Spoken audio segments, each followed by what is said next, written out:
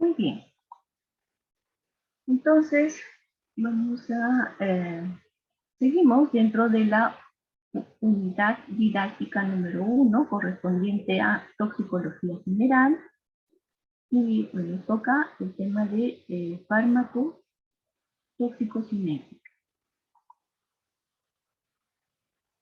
¿Qué me indica esta lámina?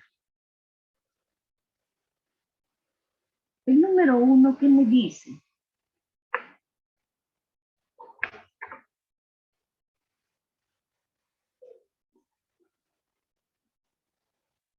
¿Hay una? Exposición. Muy bien. Exposición. ¿Quién habló? Yo, doctora, Rafael. Gracias, Cristina. Muy bien. Ya, hay una exposición. Entonces, las exposiciones, fíjense, van a ser de diferentes tipos, ¿no es cierto? Luego de la exposición, se va a dar una segunda etapa.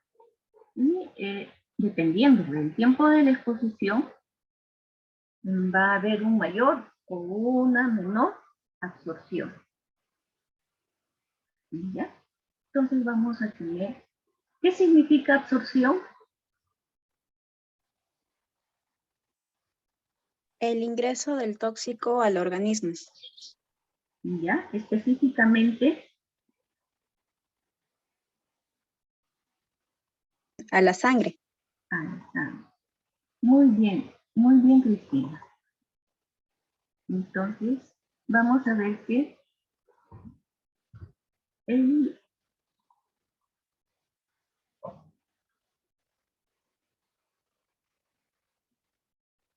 va a haber una exposición a determinada sustancia y va a llegar a la sangre.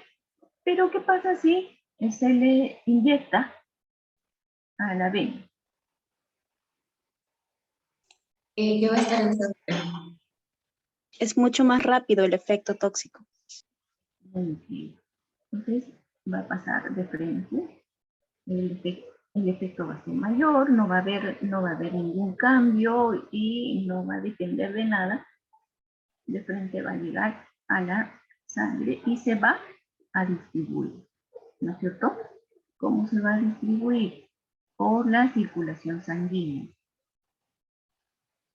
Dependiendo cómo fue la exposición, va a dirigirse hacia, si fue por vía inhalatoria, primero va a llegar a los alveolos y luego se va a dirigir al organismo.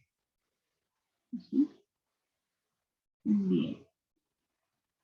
Luego va a haber una etapa de, ya tenemos la distribución. Luego, ¿qué sigue? Biotransformación o metabolismo también. Biotransformación o metabolismo. Muy bien, van a haber cambios que van a hacer que las sustancias o los metabolitos sean más activos o sean menos activos. Y finalmente vamos a tener una etapa de eliminación, doctora, o excreción. eliminación o excreción. Muy bien, señorita Carla. Entonces, eliminación o excreción. Va a depender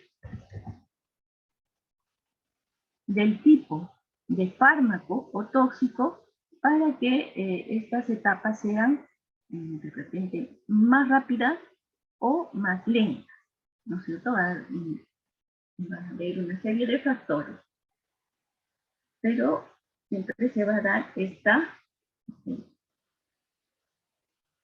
simetría. Bien.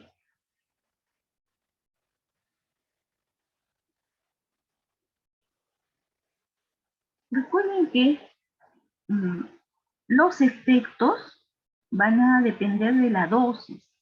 Si la dosis es muy pequeña, es posible que sea imperceptible, haya una cierta toxicidad y no se sienta porque se ha eliminado y la respuesta no ha sido perceptible.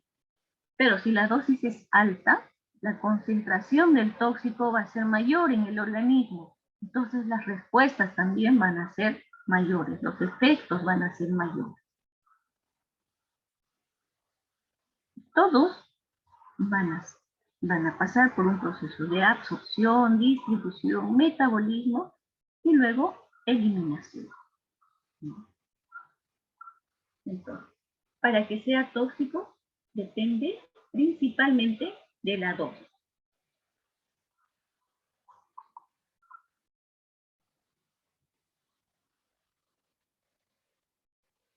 La toxicocinética es entonces el estudio cuantitativo de la circulación de un xenobiótico desde su ingreso al cuerpo, también su distribución a los órganos y tejidos a través del sistema circulatorio, la biotransformación y la excreción.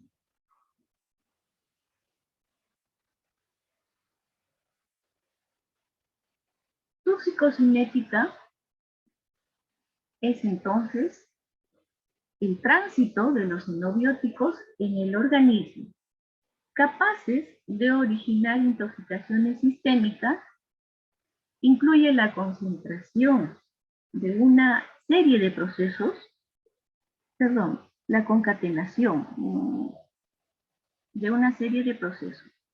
Entonces, van a ser primero la absorción, luego la distribución, luego la biotransformación, dependiendo, puede haber fijación y luego excreción.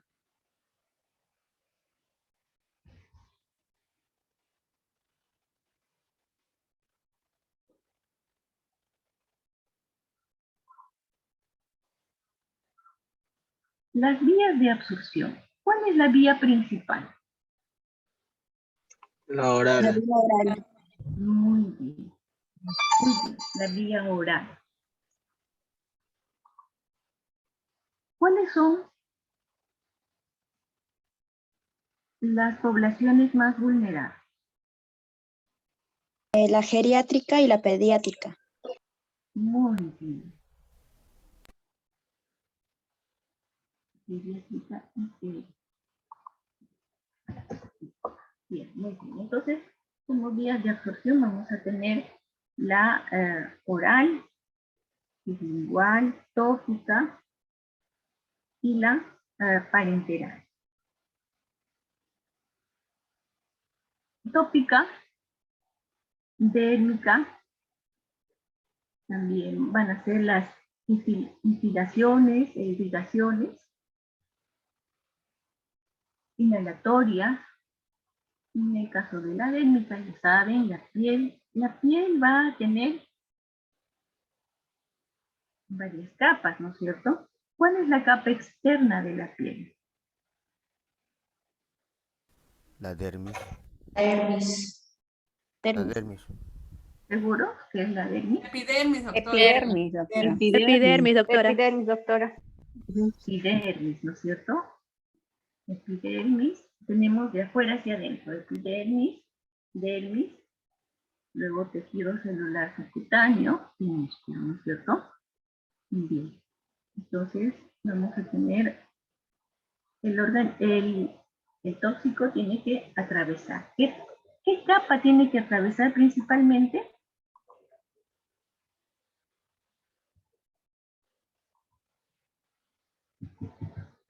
¿Qué capa de la dermis?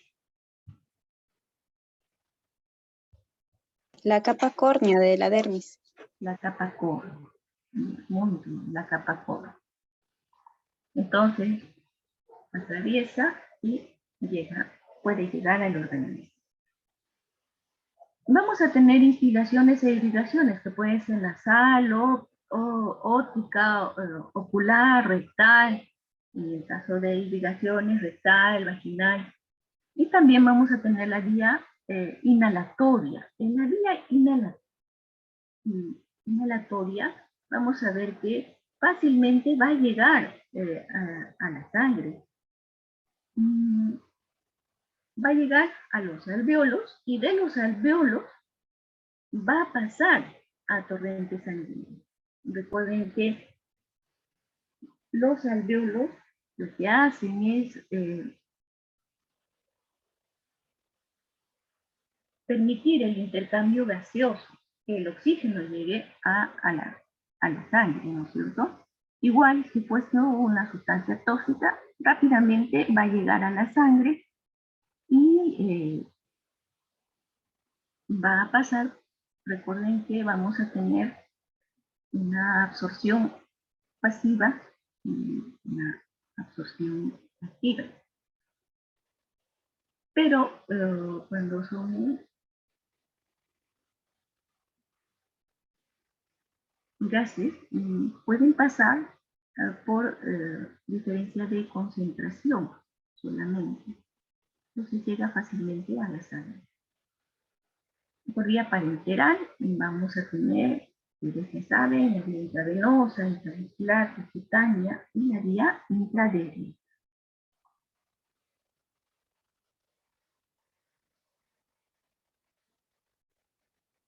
Vamos a ver que la absorción va a ser el paso hasta llegar a la sangre, al plasma sanguíneo. Entonces, del exterior va a pasar al fluido intersticial y luego al plasma. Del plasma va a pasar al fluido intersticial y luego va a llegar a la célula. ¿Sí? Entonces vamos a tener del exterior la piel, la mucosa puede ser la mucosa respiratoria, digestiva, ocular, llega a la membrana capilar, llega la sangre, por la circulación llega a la membrana capilar, y luego va a pasar hacia la célula.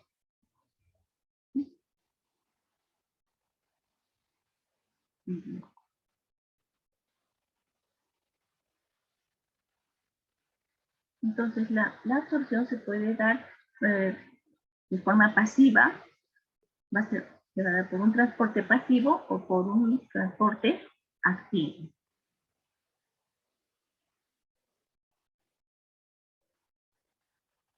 ¿Qué es la difusión simple?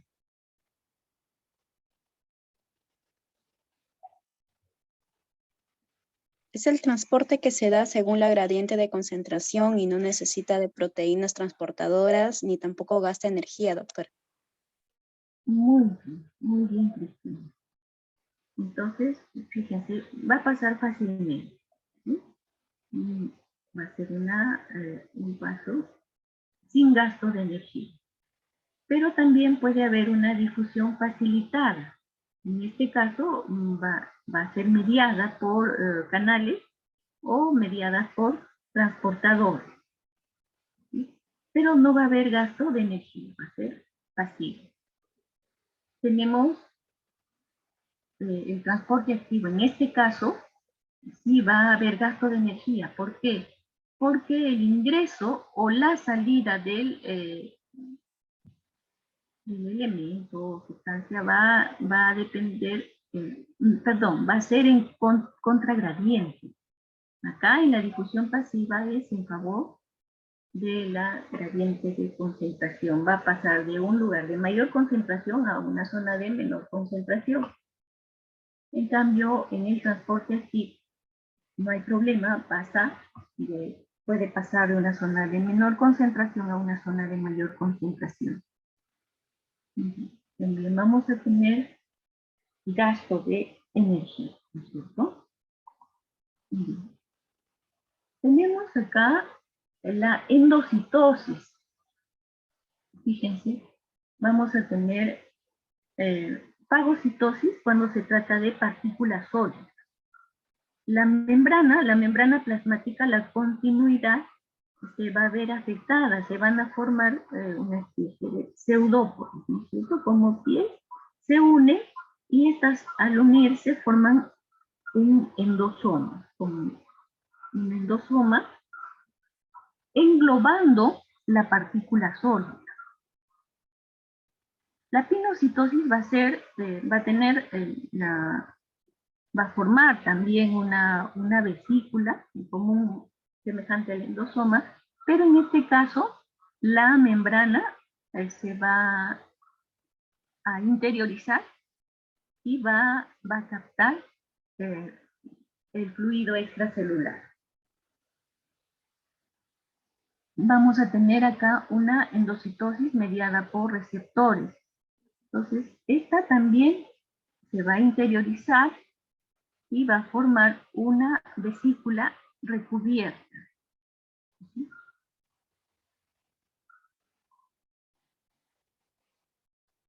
Hay una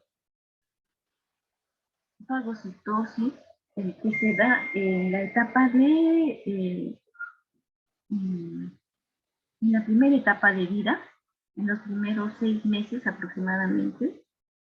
Hasta los 4 a 6 meses puede permanecer este tipo de absorción, ¿sí?, de endocitosis en los bebés.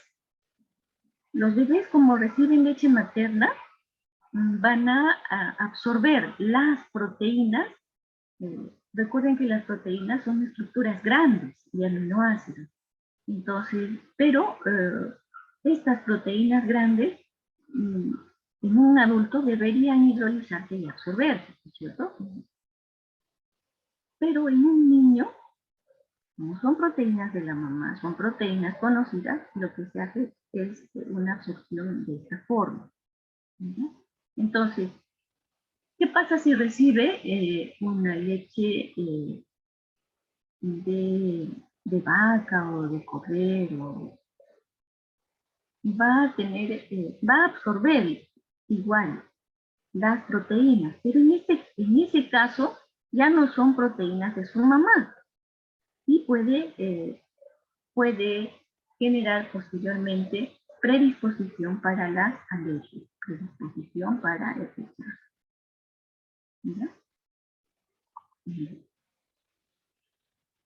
Exocitosis. ¿Qué significa exocitosis?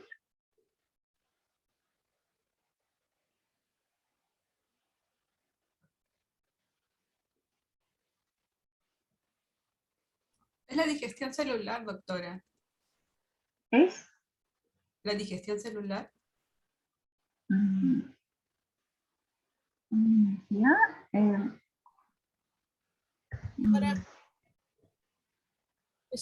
doctor, ¿es el proceso de energía? es el proceso de Durable que consume energía y en el cual una célula dirige el contenido de sus vesículas secretoras hacia afuera de la célula. Ya, muy bien. Lo que va a hacer es llevar determinadas sustancias fuera de las células. Literalmente significa exo fuera, ¿no es cierto? Afuera de la célula. Entonces, en algunos casos va a ser de repente productos de desecho que va a llevar, o en algunos casos, como en este caso, por ejemplo, cuando se requiere sodio, calcio, el calcio no está en el intracelular así libremente, sino que va a estar almacenado en vesículas y va a estar almacenado y se van a formar vesículas para llegar al exterior.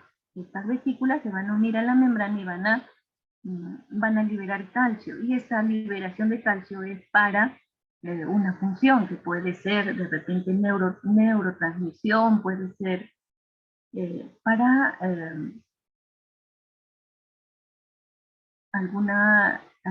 de repente podría ser para que se genere el potencial de acción para que haya una determinada secreción, ¿ya? Entonces, tenemos la exocitosis. Va a ser llevar sustancias al exterior de la célula.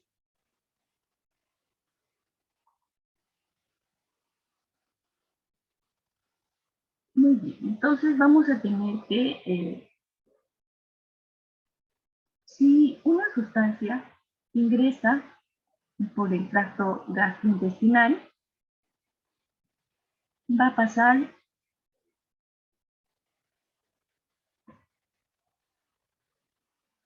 por la boca, va a pasar al estómago y luego al intestino delgado, ¿no es cierto? Del intestino delgado va a pasar a la sangre y luego va a pasar al hígado. ¿Sí? Del hígado pasa a la sangre, ¿no es cierto? Y luego va a ser distribuido. Va a ser distribuido dependiendo, puede haber una biotransformación o puede ser distribuido como tal. La fracción libre es la que va a realizar el efecto. ¿Sí? Entonces va a haber una parte unida a proteínas y otra parte libre. Según vaya cumpliendo su función, la fracción libre, y se vaya eliminando, se va a ir liberando de las proteínas.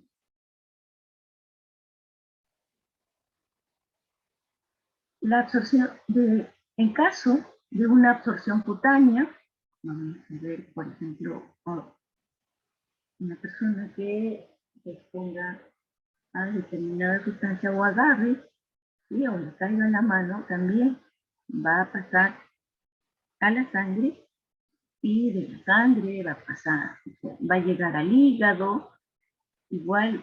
Están funcionando bien. Ya son 2 años ya de esto. Claro. Araceli,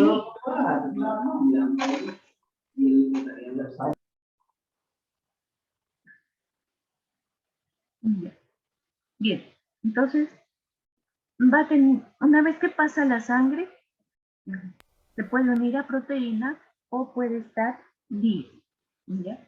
En el caso de la vía inhalatoria también llega a los alveolos, pasa por las vías aéreas superiores, llega a las vías aéreas inferiores hasta llegar a los alveolos, igual se va a distribuir.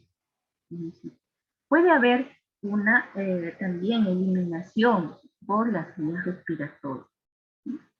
Dependiendo de la cantidad, va a haber efectos nocivos o podría ser de repente, como ya dijimos, efectos subclínicos que no se van a percibir. La eliminación puede ser por vía digestiva, dependiendo, o por vía renal. Si se absorbe, llega al torrente sanguíneo, la eliminación en mayor proporción va a ser por el riñón, ¿no es cierto? Llega a la vejiga y se va a eliminar con la orina. Bien. Dependiendo del tipo de tóxico, puede generarse una acumulación. Por ejemplo, podría haber acumulación a nivel de los huesos o a nivel del tejido adiposo.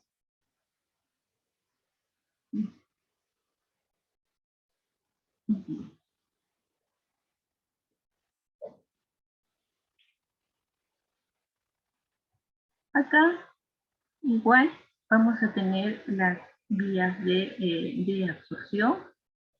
Puede ser vía digestiva, vía inhalatoria o tópica. ¿Sí? Y van a pasar a la sangre y a la linfa y luego, dependiendo, va a ser eliminada. Puede ser eliminada por los riñones, por los pulmones o también por las secreciones. ¿Sí?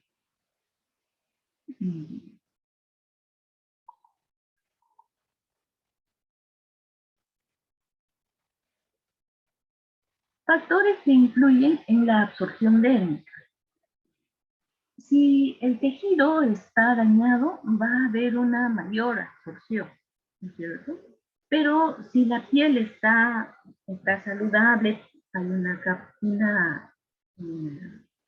córnea que no te afecta, puede haber resistencia.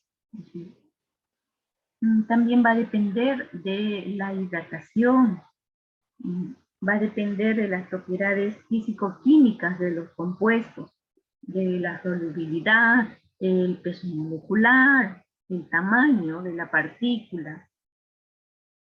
Importante el tiempo de contacto, la irrigación sanguínea. En este caso también vamos a tener en cuenta la temperatura, ¿no es cierto? Y otro factor va a ser la afinidad de los químicos por los constituyentes tisulares. Puede pasar, atravesar el estrato córneo, ¿sí? Pasa la epidermis. Fíjense, acá ya tenemos vasos sanguíneos, ¿sí? Pasa la dermis, la hipodermis y se absorbe.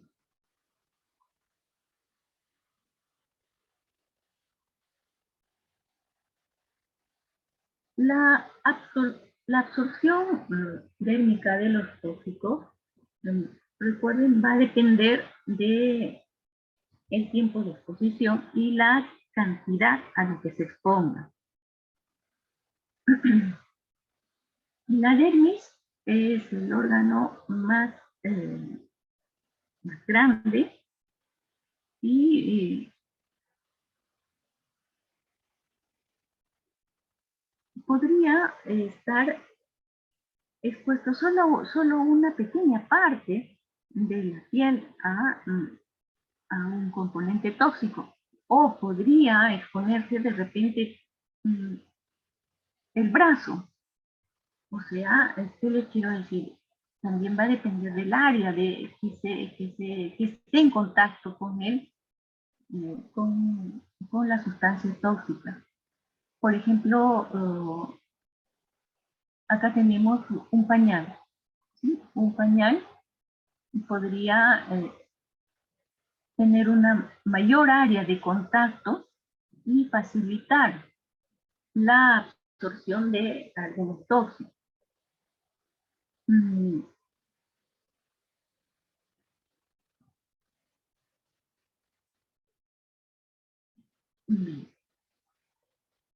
Entonces va a depender del tiempo y el área de contacto.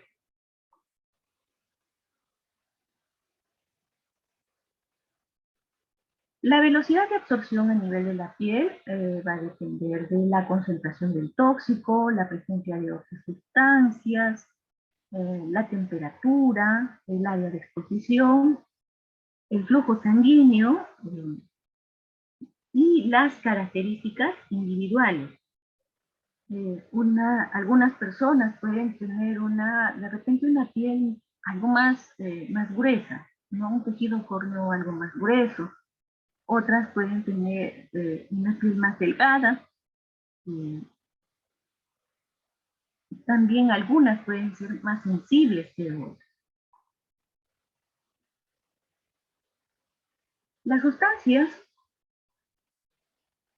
que se absorben fácilmente por la piel van a ser el fenol y sus derivados, disolventes clorados, compuestos aromáticos, tetraetilo de plomo, plaguicidas, plaguicidas organofosforados y otros. Tenemos por la vía respiratoria, vamos a tener una absorción de gases, vapores, humos, polvos. ¿Y qué más se puede absorber por esta vía respiratoria? ¿Quién me dice? Ahí falta uno. ¿Cuál es? Las gotas nasales, ¿verdad? Ah, ya. Pero las gotas... No es la vía. Doctora, también podría ser las virutas, por ejemplo, de aquellos que trabajan en carpintería o en cerrajería y destila o despide estos materiales, tanto la madera como el fierro, ciertas virutas, y eso también llega a acumularse a nivel del pulmón y se podría considerar como una intoxicación, ¿verdad, doctora? Son fibras, muy bien. Hay algunas fibras que efectivamente se van a absorber. Por ejemplo, vamos a tener la fibra de asbesto. Muy bien, Huanca, gracias. ¿Alguien más habló? Un joven, me pareció. Morales, profesor. Ya, muy bien, Morales.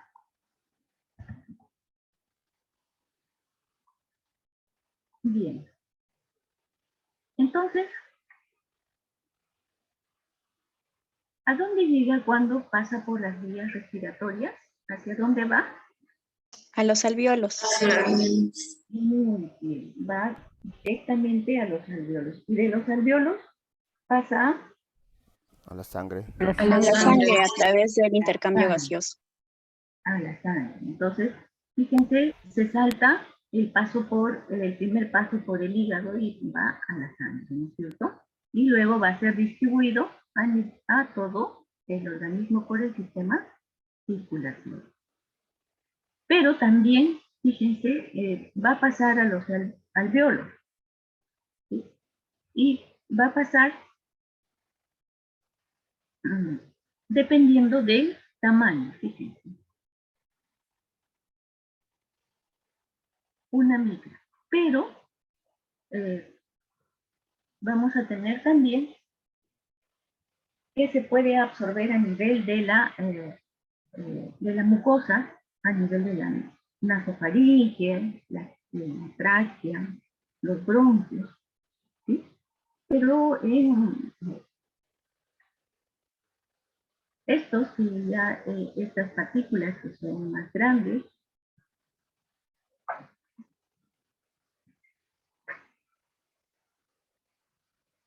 podrían pasar al sistema capilar.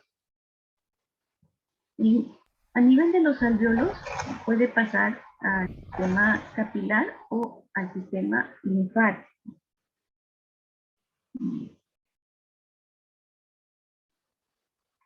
Doctora, cuando se refiere a nasofaringe, eso más que todo eso para los pacientes que ya están postrados, ¿no? Que le hacen una intervención por la sonda, a eso se refiere, ¿no? No, cuando hablamos de la nasofaringe, estamos hablando que a este nivel, ¿ve el cursor? Sí, lo veo. Ya. Entonces, acá tenemos las fosas nasales. La nasofaringe empieza acá. Nasofaringe, orofaringe, laringofaringe, y luego va a venir la tráquea, ¿no? La tráquea se divide en la carina, bronquio derecho, bronquio izquierdo. ¿Sí? Entonces,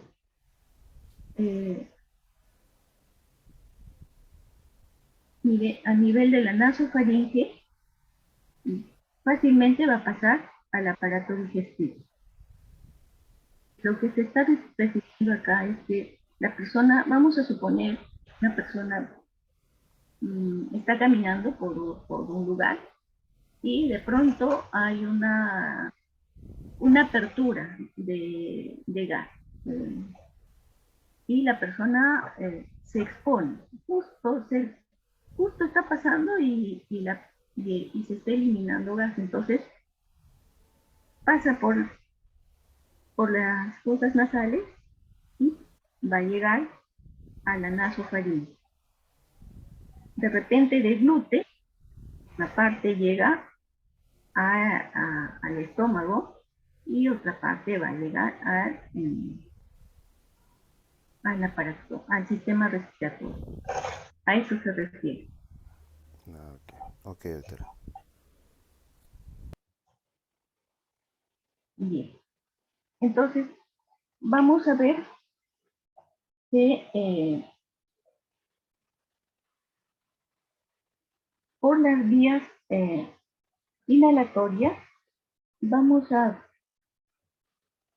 se pueden absorber en gases, aerosoles, vapores, humo, polvo y fibra, ¿no es cierto? Bien.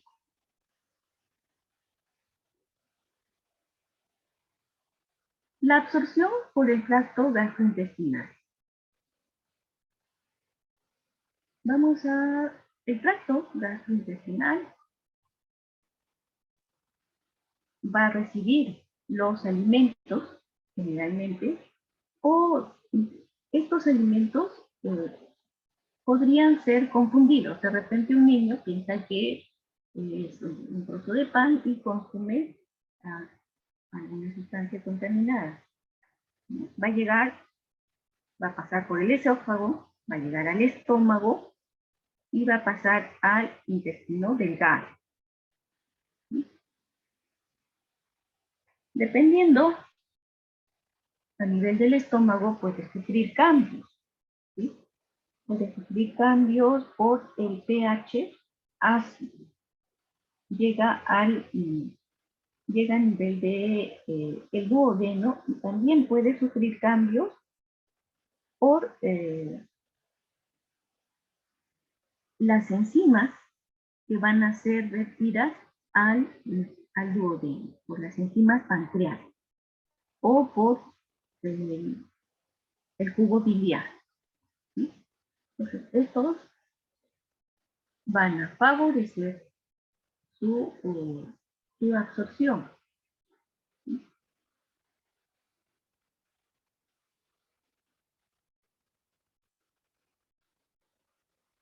Entonces, la absorción a este nivel va a depender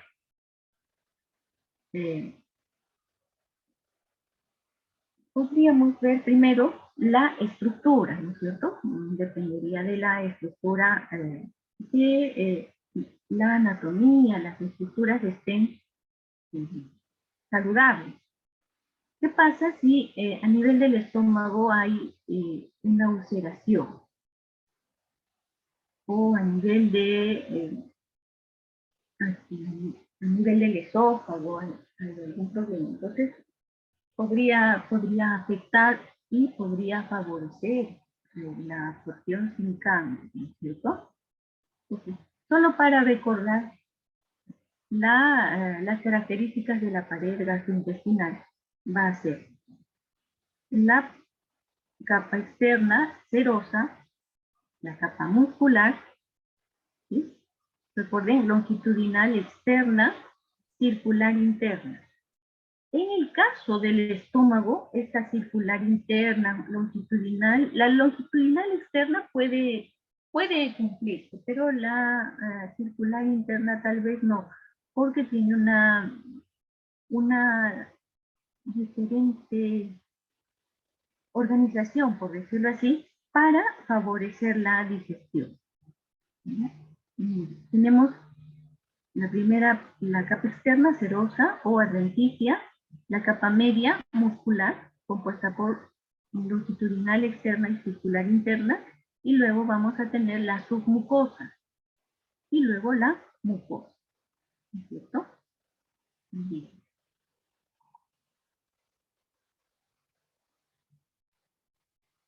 A nivel del tracto gastrointestinal va a haber un transporte transcelular. ¿Qué significa transcelular? Atraviesa las células, doctora. Muy bien. Atraviesa la célula. Paracelular.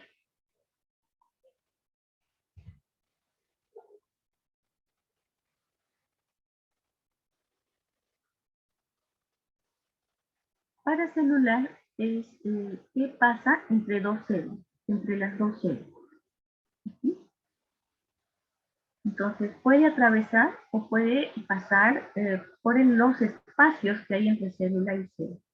También va a haber difusión facilitada, transporte activo, endocitosis y en algunos casos difusión pasiva. ¿Sí? Bien. Acá tenemos que recordar un detalle muy importante. El área de absorción. Fíjense, si nosotros medimos el intestino delgado y el intestino grueso, sumados pueden dar algo de 5 metros en una persona viva, pero cuando medimos en una persona viva no podemos medir claramente, pero si medimos en su totalidad puede llegar a 7, a más de 7 metros. ¿Sí? Miren que los intestinos están formando pliegues, ¿no es cierto? Estos pliegues van a hacer que una mayor longitud se acomode en el abdomen. Pero además, en la luz intestinal, fíjense, se forman vellosidades. ¿Sí? Recuerden, vellosidades. Si nosotros abrimos un pedacito del intestino, vamos a ver que se observa como una toalla finísima, ¿no es cierto? Por las vellosidades. Pero a su vez esas vellosidades van a tener microvellosidades. Las células de esas vellosidades, las células van a tener microvellosidades. Entonces el área se incrementa grandemente. Entonces la superficie de absorción va a ser mayor. Factores que influyen en la velocidad de absorción: propiedades físico-químicas de los tóxicos, la cantidad de alimentos presentes en el tracto gastrointestinal, el tiempo de permanencia en cada parte del tracto gastrointestinal, la superficie de absorción y la capacidad de absorción del epitelio. Acá solo para... Fíjense que la superficie de absorción del intestino delgado puede llegar hasta los 200 metros cuadrados. Pero si nosotros medimos, parece, si comparamos con una manguera, compararíamos con una manguera de unos 5 metros. Pero en realidad la superficie de absorción es bastante amplia. Con las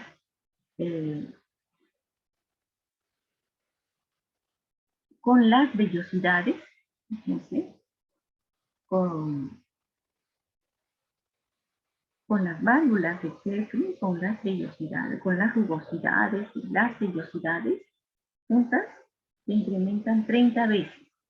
Y además con las microvellosidades se incrementa 20 veces más. Fíjense. El área de absorción.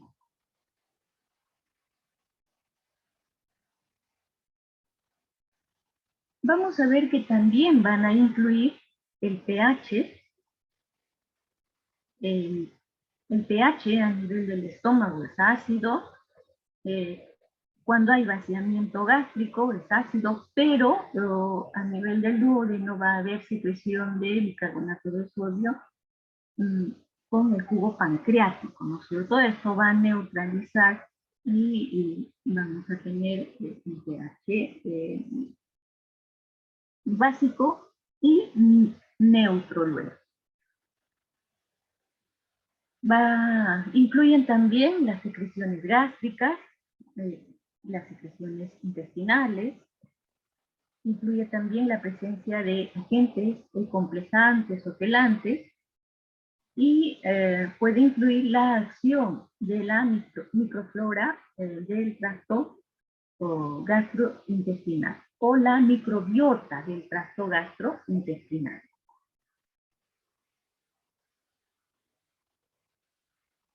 Bien. La distribución. ¿Qué significa distribución?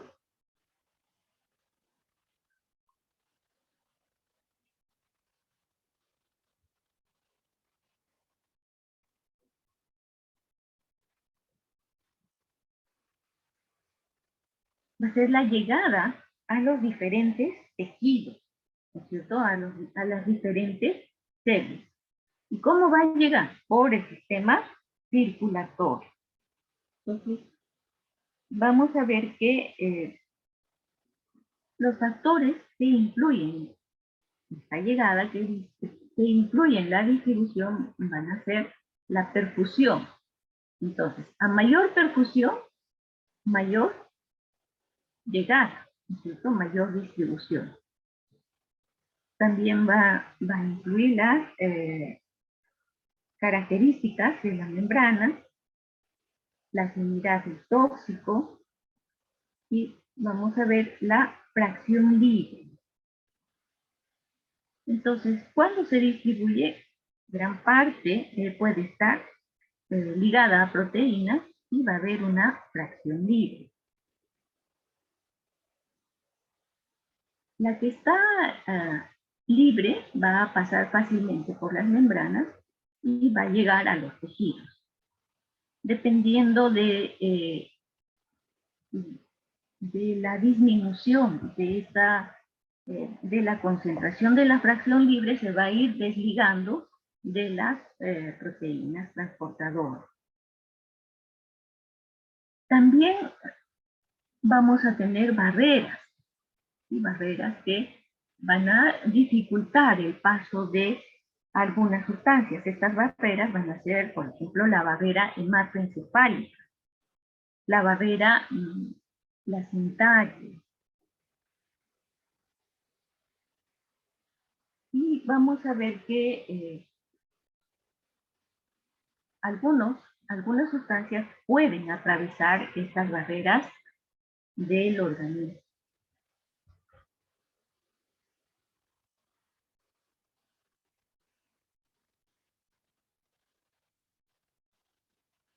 ¿Cuál sería la fracción inactiva de una sustancia?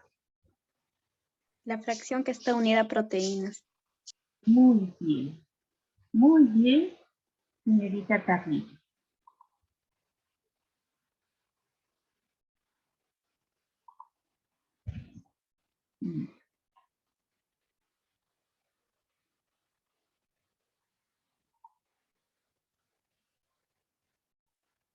Bien, entonces vamos a ver que puede llegar con la circulación sanguínea a los diferentes órganos, ¿no es cierto? Y podría generarse acumulación. Hemos visto que a nivel del tejido óseo o el tejido adiposo podría generarse una acumulación. Para ello, vamos a ver que incluye la solubilidad del tóxico en los fluidos corporales. También la afinidad lipídica, vamos a tener tóxicos lipofílicos, la vascularización y la afinidad por determinado tejido.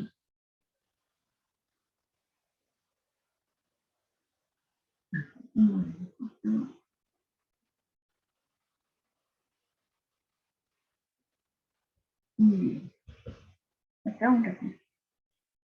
Entonces, vamos a ver que algunos tóxicos pueden fijarse en determinados tejidos. Por ejemplo, a nivel del hígado,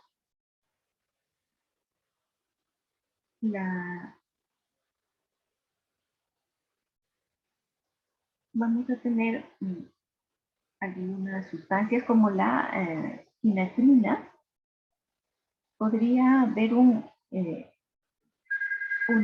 fijación en las proteínas de los hepatocitos. A nivel de los dientes y de los huesos, podría haber una fijación de metales pesados.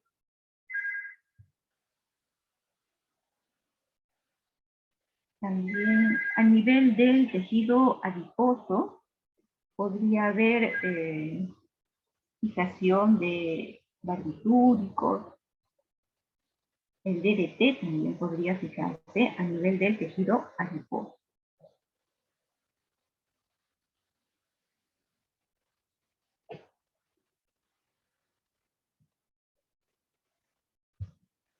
Vamos a observar tiempos en un proceso tóxico. A la exposición y absorción se le va a denominar tiempo de latencia, ¿no es cierto? Y el tiempo de latencia, al tiempo entre la exposición y aparición, ¿sí? Cuando se expone va a haber una absorción. Entonces, ese va a ser el tiempo cero. Y cuando aparecen los efectos, ¿sí? Hasta el primer efecto, ese tiempo se va a denominar tiempo de latencia. Luego va a haber una duración del efecto. Va a estar eliminándose. Y puede haber una eliminación completa, o puede haber de repente muerte del organismo. ¿Sí? Podría haber aparición de los efectos y desaparición. Entonces sería duración del efecto. Pero si es muy letal, es posible que no podamos determinar la duración del efecto. ¿Por qué? Porque dependiendo del tóxico, de todas maneras vamos a tener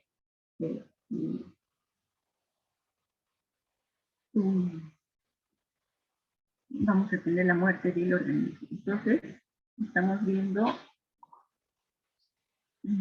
el tiempo, los tiempos del proceso tóxico.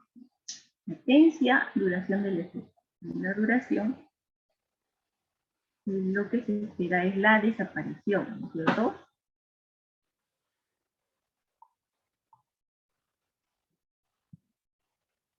Entonces acá, solo para recalcar cuál es la fracción que va a producir los efectos. Vamos a ver que siempre va a ser la fracción libre. La fracción libre. La que está ligada a proteínas no va a tener efectos. ¿Por qué? Porque no va a atravesar membrana, no va a poder pasar a las células. ¿Sí? Entonces, las proteínas que van a transportar los tóxicos van a ser principalmente la albúmina, ¿sí? Pero también vamos a tener a las lipoproteínas, glucoproteínas y proteínas específicas. Acá tenemos que tener en cuenta algo muy importante. El estado nutricional del paciente es muy importante. ¿Por qué? Porque podría tener una cantidad adecuada de proteínas, ¿sí? En caso de una nutrición adecuada. Pero también podría tener, vamos a pensar, un bajo peso y una hipoproteinemia, ¿sí? Por X motivo. Entonces, si hay poca proteína, la fracción libre será mayor o menor. Va a ser mayor, doctora. Mayor, doctora. Entonces, los efectos Tóxico. Los efectos van a ser más tóxicos. Más ya rápido. por eso, más rápido. Por eso va a haber una fracción libre mayor, ¿sí? Vamos a pensar, por ejemplo, la fracción libre es del 5%, con proteína, con una cantidad de proteína adecuada. Pero ¿qué pasa si está disminuido en un 75% de repente la fracción libre? Es posible que sea, estoy inventando, no estoy calculando, de repente 10. Entonces, fíjense El efecto era 5 en una persona que con adecuada cantidad de proteína, pero el efecto es 10 en una persona que tiene menos proteína. ¿Por qué? Porque la fracción libre es mayor. ¿Ya? Bien. Entonces es muy importante cómo está, cuál es el estado nutricional de la fracción.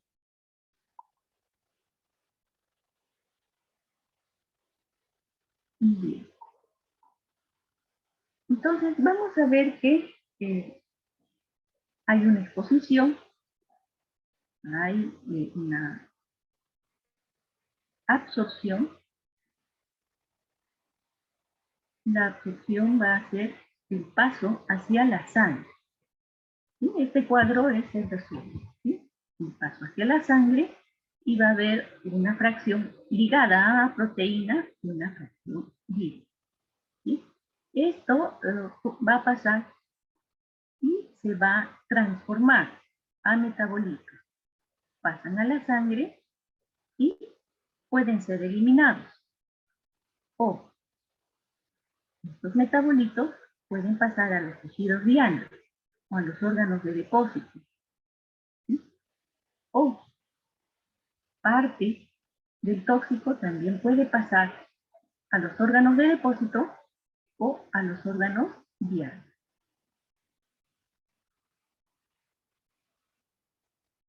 Lo ideal sería que se transforme y se elimine.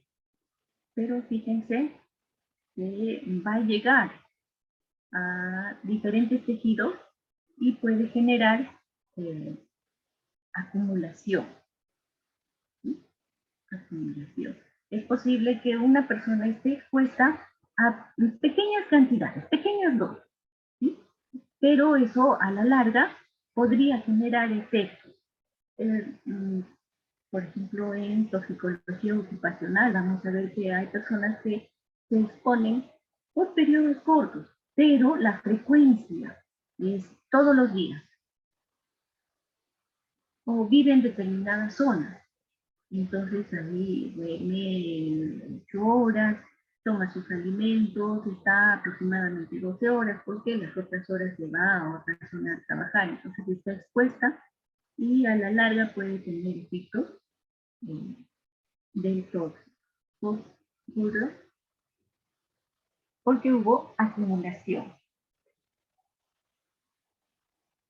Generalmente, cuando hay biotransformación, el tóxico pierde su actividad. Entonces, podríamos asumir que se ha eliminado. Pero podría ser que mantenga su actividad a pesar de la biotransformación. O podría ser que su actividad sea mayor por la biotransformación. Entonces, la biotransformación no nos indica, en algunas, dependiendo, no va a indicar que va a ser igual para todos. Lo va a biotransformar y va a generar metabolitos inocuos. En algunos casos puede ser. ¿Sí? Entonces, mientras espera la biotransformación, de repente todavía los tóxicos están produciendo daño. Pero una vez biotransformado ya no pasa nada, podría darse. Pero podría darse de que la biotransformación no afecte su capacidad de toxicidad. O la biotransformación acentúe su capacidad de producir efectos nocivos. Muy bien. ¿Hasta acá alguna pregunta?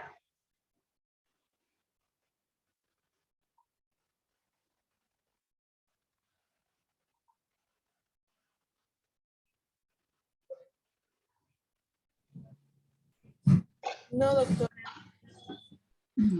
¿Está claro todo? Sí, doctora, se entendió. Un favorcito. Faltaba uno de sus compañeros.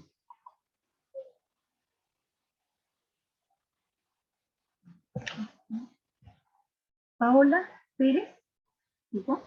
Paola, ¿llegó a entrar?